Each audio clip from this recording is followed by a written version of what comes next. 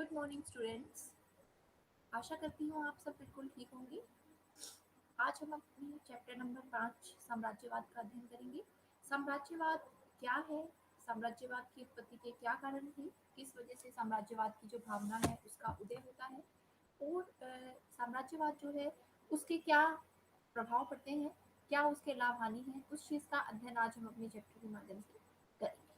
तो विश्व इतिहास में जो आधुनिक सभ्यता रही है, आधुनिक जो आपका सिलेबस है आधुनिक विश्व का, उसमें साम्राज्यवाद की जो विचारधारा है उसको स्थान दिया गया है।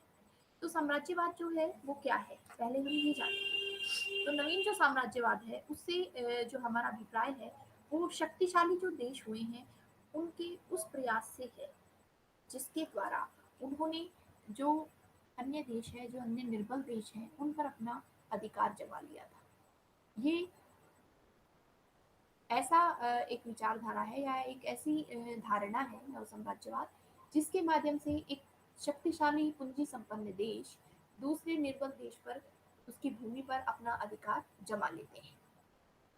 इसके उपरांत देश का शोषण किया जाता है और उसके साधनों का उपयोग अपने जो अधिकार हैं उनके और अपने देश के हितों में किया जाता है। यही नवीन साम्राज्यवाद कहलाता है। साम्राज्यवाद की जो ये भावना है, हालांकि प्राचीन काल में भी अस्तित्व में थी। ऐसा नहीं है कि भारत में प्राचीन काल में साम्राज्यवाद नहीं था, ऐसा नहीं है। साम्राज्यवाद जो है वो प्राचीन काल में भी भारत में अस्तित्व में था, लेकिन उस समय जो राजा होते थे वो अपनी सीमाओं का विस्तार करने का प्रयास करते थे। साम्राज्यवादी भावना, तलवार के बल पर शासन स्थापित होता था, तो अपनी सीमाएं जो है उनको विस्तृत करने का प्रयास जो है वो राजा महाराजाओं के द्वारा किया जाता था। लेकिन आज जो आधुनिक काल है उसमें जो ये भावना है उसने एक नवीन रूप धारण कर लिया है, नवीन जो स्थिति है वो धारण कर ली है। प्राचीन और जो नवीन साम्राज्यवाद है उसमें एक अंतर है, एक भेद है। क्या है कि जो प्राचीन साम्राज्यवाद था उसका उद्देश्य राजनीतिक उद्देश्यों की पूर्ति करना था, जबकि जो नवीन साम्राज्यवाद है वो आर्थिक उद्देश्यों से अस्तित्व में आया। 19वीं शताब्दी जो है उससे पूर्व जो नवीन साम्राज्य 19वीं शताब्दी में नवीन जो साम्राज्यवाद है उसकी पहली विशेषता ये रही है कि उसने अधिकांश जो देश हैं उन्होंने अपने महाद्वीप में अपने क्षेत्र को विस्तृत करने की बजाय हजारों मील की दूरी पर स्थित उन उपमहाद्वीपों पर या महाद्वीपों पर अपनी शक्ति को विस्तृत करने का प्रयास किया जो कि उनसे काफी दूर पड़ते थे। हालांकि यूरोप जो महाद्वीप है उसमें सभी देश एक दूसरे की सीमाओं का सम्मान करते थे, जबकि अन्य महाद्वीपों में यानी एशिया, अफ्रीका, इन महाद्वीपों में वो अपने उपनिवेश स्थापित करने के लिए एक दूसरे के साथ लड़ झगड़ रहे थे, संघर्षरत थे। अपने देश में उनकी जो सीमाएं थी उसका सम्मान हर कोई एक दूसरे की सीमाओं का सम्मान करता था, लेकिन दक्षिण पूर्व एशिया में या एशिया में, अफ्रीका में उन्होंने अपने उपनिवेश स्थापित करने की होड़ में एक दूसरे के साथ बराबर संघर्ष किया है। तो ये फर्क है नवीन साम्राज्यवाद में और प्राचीन साम्राज्यवाद में। नवीन जो साम्राज्यवाद रहा है उसमें जो है इसी तरीके की सिचुएशन जो है वो देखी गई है कि साम्राज्यवाद स्थापित करने के लिए, उपनिवेश स्थापित करने के लिए उन्होंने एक स्थान से दूसरे स्थान पर जाकर वहां उपनिवेश स्थापित किए हैं। तो इसके विषय में अलग अलग विद्वानों ने अपनी परिभाषाएं दी हैं, अपनी जो मत है वो प्रस्तुत किए हैं। पहला मत जो है वो सुमैन का है, जिसके अनुसार साम्राज्यवाद से क्या अभिप्राय है कि जो संपूर्ण नैतिक उद्देश्य हैं उनके दावों को के विपरीत विदेशी शासन की जो शक्ति है और जो हिंसा है उसके द्वारा लोगों पर काबू किया जाए। हिंसा के माध्यम से करा जाए, चाहे कोई भी माध्यम अपनाया जाए, लेकिन विदेशी जो सत्ता है उस पर अपना अधिकार जमाया जाए। शार्प और क्रिक के अनुसार साम्राज्यवाद का जो साधारण अर्थ है वो ये है कि जिसके द्वारा एक राज्य अपनी राजनीतिक व आदर्श जो शक्ति है उसको दूसरे के क्षेत्र पर वहां के लोगों की से या उनकी इच्छा के विरुद्ध उस पर अधिकार जमाए। इसके अलावा डेविड जो रॉबर्टसन हुए हैं उनका ये मत है कि साम्राज्यवाद एक ऐसी नीति या लक्ष्य है जिसका उद्देश्य वास्तव में राज्य की जो सीमाएं हैं उससे बाहर सरकार की जो शक्ति है और शासन का विस्तार करना है, अन्य राष्ट्रों और क्षेत्रों को एक राजनीतिक जो इकाई है उसके अधीन लाना है। तो उपयुक्त परिभाषाओं के आधार पर हम ये कह सकते हैं कि साम्राज्यवाद की जो नवीन भावना थी या नवीन साम्राज्यवाद है वो एक इस तरीके की भावना थी जिसमें आर्थिक जो उद्देश्य हैं उनकी पूर्ति के लिए अन्य महाद्वीपों में उपनिवेश जो है वो स्थापित करने और अन्य महाद्वीप जो है उनकी भूमि पर अधिकार करने की जो भावना है वो प्रबल होती है। साम्राज्यवाद जो है उसमें यही है कि जो शक्तिशाली देश है वो अन्य महाद्वीपों में अन्य देशों की जो भूमि है उस पर अपना अधिकार जमाना चाहते थे। उसके बाद उस देश का भरपूर शोषण करते हैं, उनके कच्चे माल का बाखूबी प्रयोग करके और तैयार माल को उनकी ही मंडियों में ऊंची ऊंची दरों पर बेचते हैं। यही जो धीरे धीरे करके उनके राज्य क्षेत्रों पर अधिकार जमाते हैं और यही साम्राज्यवाद जो है। इसके बाद हम जानेंगे कि साम्राज्यवाद के उदय के क्या कारण है। तो साम्राज्यवाद जो है अनेक कारण उत्तरदायी हैं जिनकी वजह से साम्राज्यवाद जो है अस्तित्व में आया। तो पहला है कच्चे माल की आवश्यकता।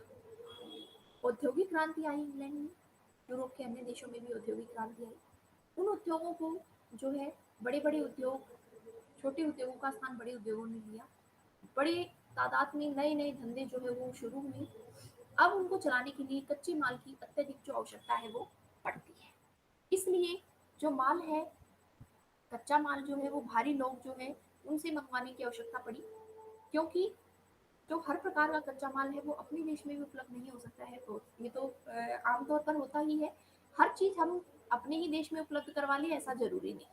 हमें बहुत सारी चीजों के लिए दूसरे देशों पर निर्भर रहना पड़ता है। तो सेम सिचुएशन यहाँ है कि अ, इसलिए जो यूरोपीय लोग थे उनको अन्य देशों के साथ मेलजोल बढ़ाना पड़ता है। अपनी जो संपर्क है वो दूर दूर तक बढ़ाने पड़ते हैं।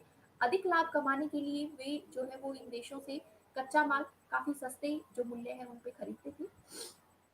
शुरू शुरू में जो है यूरोपीय देशों के जो लोग हैं वो व्यापारियों के रूप में एशिया और अफ्रीका के अनेक जो भाग हैं वहां पर गए हैं। और वहां पर बाद में उन्होंने उनकी कमजोर राजनीतिक स्थिति और पिछड़ीपन जो है उसकी स्थिति का फायदा उठाते हुए जो स्थिति है उनकी उसका फायदा उठाते हुए वहां पर अपने उपनिवेश स्थापित करना आरंभ किया, जिससे साम्राज्यवाद जो है उसकी भावना का जन्म हुआ। तो कच्चा माल जो है वो साम्राज्यवाद की उत्पत्ति में एक बहुत बड़ा जो है कारण उभर कर सामने आता है। दूसरा जो कारण है वो है नई मंडियों की खोज। अब कच्चा माल भी मिल गया है, ठीक है। उद्योगों के लिए औद्योगिक क्रांति को सफल बनाने के लिए विकसित करने के लिए बड़े बड़े कारखाने स्थापित हो गए हैं। उन कारखानों में जो है पहले से कहीं अधिक माल भी अब तैयार होने लगा है। तो उस माल की पूर्ति जो है आवश्यकताएं जो है वो देश की पूरी करने के पश्चात भी बहुत माल ऐसा तैयार होता था जो कि बच जाता था। उसके लिए उनको नई नई जो मंडियां हैं उनकी आवश्यकता थी। अधिक जो लाभ कमाना है, देश को जो फायदा करवाना है, उसके लिए मूल्य नियंत्रण रखने के लिए और माल को विदेशों में बेचना उनके लिए अब जरूरी हो गया था। क्योंकि माल जो है उसकी आपूर्ति इतनी अधिक थी कि देश में उसकी खपत ही नहीं थी। उसके लिए उनको बाहर की जो मंडियां हैं उनको तलाशने की जरूरत महसूस होती है। इसलिए जो है माल जो है उसको यूरोप के देशों में वो बेच भी नहीं सकते हैं, ऐसे कुछ कानून भी उनके लिए बनाए गए थे। इसके अलावा विदेशों से जो तैयार माल है उसके खरीदने पर भी देश में प्रतिबंध होता था। तो इस इन चीज़ों को देखते हुए जो एशिया और अफ्रीका है उनसे उनके बहुत से जो देश हैं उन पर उस समय अधिकार किया जाता है। इसके अलावा तीसरा पॉइंट जनसंख्या में वृद्धि है। तो 19वीं शताब्दी में यूरोप के बहुत सारे जो बड़े देश थे उनमें जनसंख्या जो है उसकी निरंतर वृद्धि हो रही थी। इन देशों में इंग्लैंड है, जर्मनी, फ्रांस प्रमुख थे। बढ़ती हुई जो जनसंख्या है उसके कारण लोगों को रोजगार भी देना है और उनको रहने की जो समस्या होती है वो जटिल हो जाती है। गंभीर समस्या यूरोप में सामने आती है। इस स्थिति का पर नियंत्रण पाने के लिए जो बड़े बड़े राष्ट्र थे उन्होंने अपनी अतिरिक्त जनसंख्या को अपने अधीन जो उपनिवेश थी उनमें ट्रांसफर करना शुरू किया। और ये लोग जो है वहां पर उनको रोजगार भी दिया गया और उनको रहने के स्थान भी उपलब्ध कराए गए। प्रशासनिक और सैनिक पदों पर उन लोगों को लगाया गया जो कि उनके देश के थे। तो उनके सेवक भी रहे, उनके स्वामी भक्त भी रहे और उनको एक ऐसा वर्ग अपने ही देश का उन उपनिवेशों में मिल गया जो उनके लिए स्वामी भक्त था। तो जनसंख्या की वृद्धि होना यूरोप में जो है साम्राज्यवाद जो है उसको बढ़ाने में सहायक होता है। यूरोप में जो जनसंख्या बढ़ी उससे जो उपनिवेश स्थापित हुए अन्य देशों में उससे साम्राज्यवाद की भावना प्रबल हुई। इसके बाद ईसाई प्रचारक हैं। ईसाई प्रचारक जो थे उन्होंने साम्राज्यवाद जो है उसकी भावना के प्रचार के लिए साम्राज्यवाद को बढ़ने में महत्वपूर्ण योगदान दिया है। हम ये जानते हैं कि कैसे।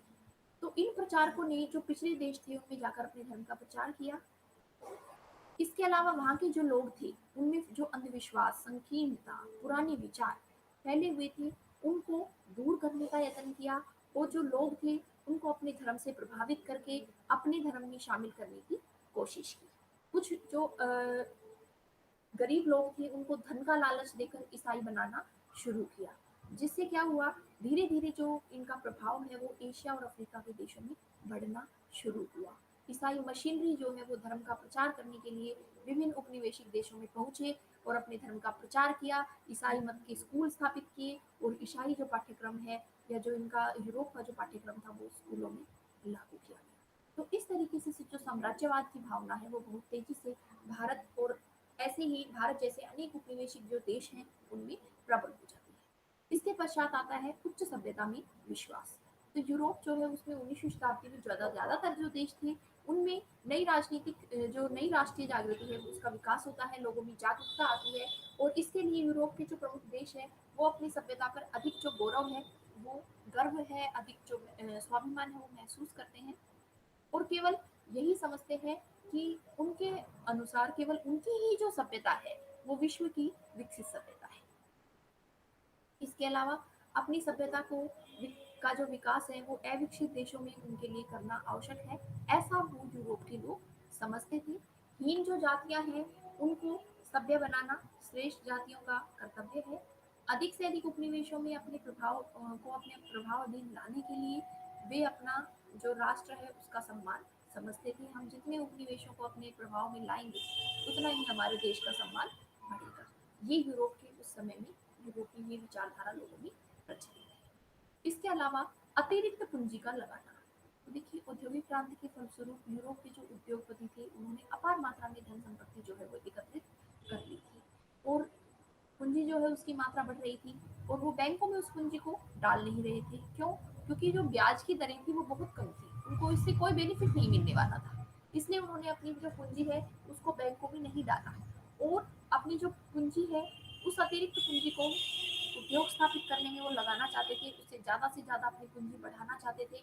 इसीलिए उन्होंने अपने अधीनस्थ जो उपनिवेश है उसमें उद्योग स्थापित किए, वहां का जो कच्चा माल है उसको उचित दामों पर प्राप्त किया और निर्मित जो माल है उसको अधिक दामों पर उन्हीं उपनिवेशों में बेचने का कार्य इनके द्वारा किया गया। तो इस तरीके से अधिक कारखाने वहां स्थापित किए और अपने उपनिवेशों में उन्होंने इस तरीके से लाभ जो है वो प्राप्त किया। इसके पश्चात देशों का पिछड़ापन। तो ये भी एक बहुत जो मेजर पॉइंट है वो ये है कि उस समय जो एशिया और अफ्रीका महाद्वीप थे उनके जो देश थे उनमें बहुत पिछड़ापन था। यूरोप के जो देश थे वो उन देशों की अपेक्षा काफी विकसित अवस्था में आ चुके थे क्योंकि वहां पर औद्योगिक क्रांति 1750 में ही आ चुकी थी। इसलिए जो एशिया और अफ्रीका के अधिकांश देश थे वो यूरोप के देशों से अनेक पक्षों में पिछड़े हुए थे। उनके पास न तो आधुनिक शस्त्र थे, ना आधुनिक प्रणालियां थी, ना उद्योग चलाने के आधुनिक ढंग थे। आज भी वहां पर हथकरघा उद्योग, कुटीर उद्योग जो है वो अस्तित्व में थे। इसके अलावा राजनीतिक एकता का पूर्णतः अभाव उस समय इन उपनिवेशिक देशों में देखा गया था। वे लोग आपस में ही लड़ते झगड़ते रहते थे और इन कारणों से वे यूरोपीय देशों का मुकाबला करने में सक्षम नहीं थे। अतः यूरोप के जो शक्तिशाली राष्ट्र थे उनके लिए इन कुछ पिछड़े देशों पर अधिकार करना बहुत ही आसान कार्य था। इसीलिए उनके पिछड़ेपन ने साम्राज्यवाद की भावना को प्रबल किया है। इसके अलावा यातायात और संचार के साधन जो है उनके लिए भी हम बोल सकते हैं कि यातायात और संचार के साधन जो है वो किस तरीके से साम्राज्यवाद को बढ़ाते हैं। तो यातायात और संचार के साधनों ने भी इसको प्रोत्साहन दिया। कैसे? कि भाप के चलने वाले जो जहाज है, जो भाप से चलने वाले इंजन थे, रेलगाड़ियां थी, उन्होंने एक स्थान से दूसरे स्थान पर यात्रा को सरल बना दिया। इसके अलावा संचार के साधनों से तार के माध्यम से, वायरलेस के माध्यम से, टेलीफोन के माध्यम से दूर दूर के समाचार जो है वो एक मिनट में व्यक्ति जो है वो प्राप्त करने लगा। इसीलिए ही यूरोप जैसी जो देश है वो इतनी दूर महाद्वीपों में अपने उपनिवेश स्थापित करने में सफल हो पाए। उसका कारण क्या था? यातायात और संचार के साधनों का विकसित होना। इसीलिए वो अपने जो कच्चा माल उन उपनिवेशों से जहाजों में लाद कर अपने देश ले जाते और तैयार माल को फिर उन्हीं उपनिवेशों की मंडी में ला बेचने के लिए तैयार हो जाते। तो ये सब किस लिए हुआ? यातायात और संचार के साधनों की विकसित होने की वजह से। तो इन यातायात के साधनों ने विकसित होकर भी साम्राज्यवाद जो है, उपनिवेशीकरण जो है उसकी भावना को प्रबल बनाया।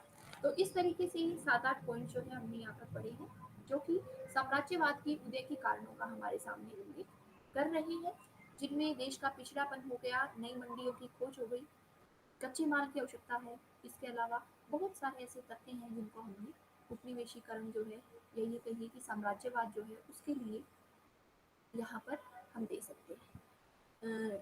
अभी क्वेश्चन आपका कंप्लीट नहीं हुआ है। नेक्स्ट वीडियो में इसके लाभ और हानि के विषय में हम जानेंगे कि किस तरीके से जो ये व्यवस्था है, साम्राज्यवादीकरण जो था रहा है, इसने क्या कोई मेरिट्स या डिमेरिट्स इसके क्या रहे हैं, क्या इससे उपनिवेशों को कुछ लाभ हुआ या इससे कितनी हानि जो है वो उपनिवेश जो देश थे उनको उठानी पड़ी। तो इसके लिए आप नेक्स्ट वीडियो देखिए, नेक्स्ट वीडियो में इसके बारे में हम अध्ययन करेंगे। तब तक के लिए take care and good bye.